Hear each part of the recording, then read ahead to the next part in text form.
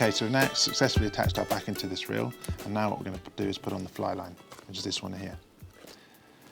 The fly line, all Snowbee fly lines come with the same contents in some respects. You have a fly line inside that, which is spooled, it's always spooled.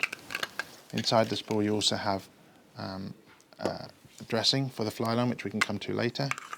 And inside here you also have some instructions in terms of how to put the fly line together. And also we have importantly two braided loops, which also come in the pack, one for each end of the fly line, which is what we're going to now attach and then apply that to our backing. Right, the fly line is clearly labelled on one end. In this case I'm using a twin colour fly line, which is blue for the running line and white for the head. And on the back here it says attach this end to a reel, so it's quite simple. We can slide this piece off, and what we're looking to do now is apply a braided loop to the back of this line, so that we can now attach the backing to this end here. This next exercise is one of the tricky bits, because I've now got to inchworm the end of this fly line up through the braided loop here.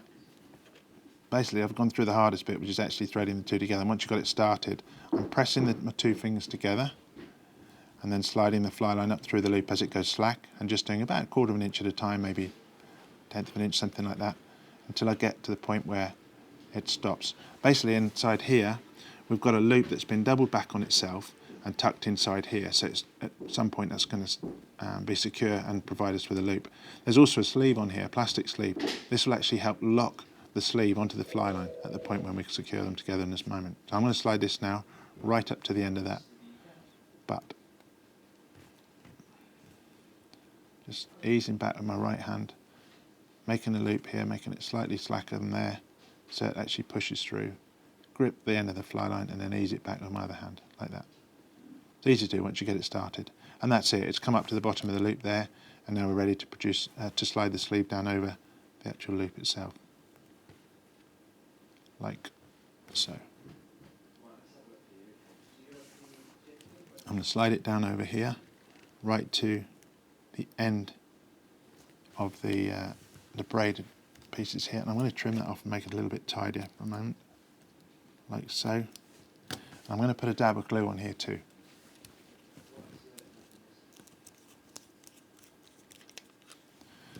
Bit of super glue just to secure the loop at the end, the sleeve at the end here, when I slide it over in a moment. And I'm going to drag it down over, like so, and just stretch it. Now that's got it covered and sealed. Right, I've only applied a light amount of super glue on there, because it will stick to your fingers and that sort of thing. In fact, it loves skin. But it's just enough really to secure everything, and as you can see there, that's now held well and truly firm. The next little job is to put another dab of super glue on the back of the loop, where it's been tucked in the formation of the sleeve.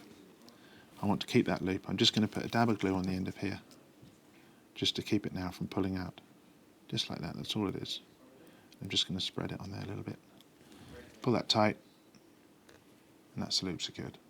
Okay, now to complete this part, I'm going to put the end of the braid, which is already attached to my reel, through the loop on the end of the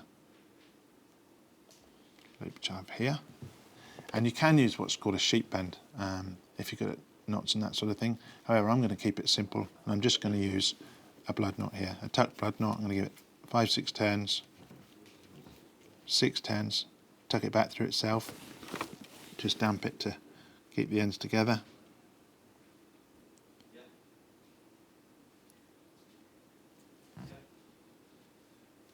I have to trim that off a little bit. Do it again.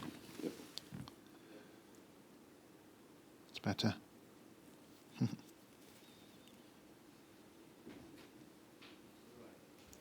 Like so, and I'm going to tuck it through there. Draw the knot down to itself, pull it tight. That's going to secure that, no problem at all. Then trim off the loose end. It's not very often that you actually come to the backing, at the end of your fly line, reach the backing and so on. But if you do want to make sure that that's a secure knot. And just to finish that off, I'm going to put a dab of super glue on the knot as well. So just a tiny little bit.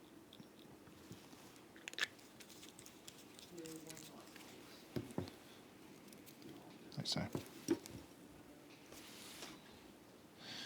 Okay, so I've now attached the backing to the reel.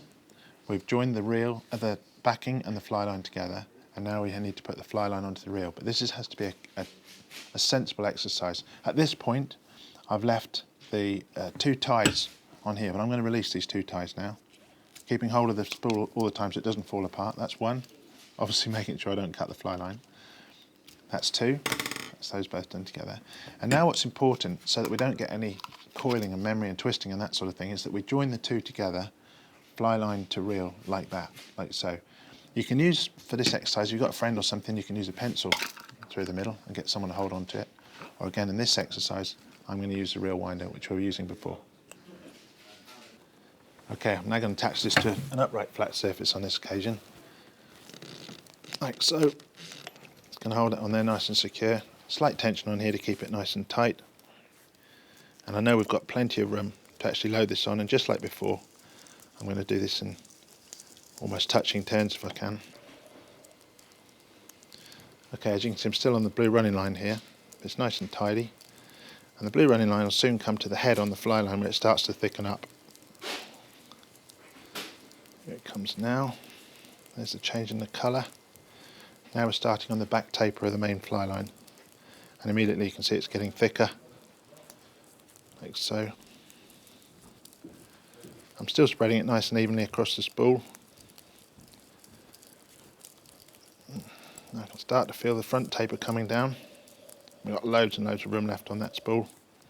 And there's the front taper coming now. As you can see, there's no memory or anything left in there, which is ideal.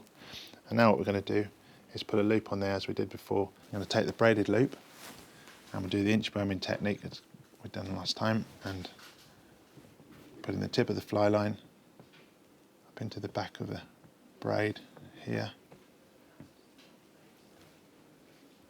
like so. And then, just as we were doing before, create a bit of slack with the left hand there, pushing it, holding it, and then pinching the end of the fly line with the left hand, just easing it up through, and then easing the braid down over the top. Just moving up through now, about 1/10 of an inch, 1/4 of an inch at a time. Up to the same point, I'm going to butt it up against the actual sleeve, which will then slide down over. There we are, that's it, fully applied. I'm ready to go. Now I'm going to slide the sleeve back down just as before, gently to start with, till I get near the end. I'm going to trim that loose off, like so. Put a dab of super glue.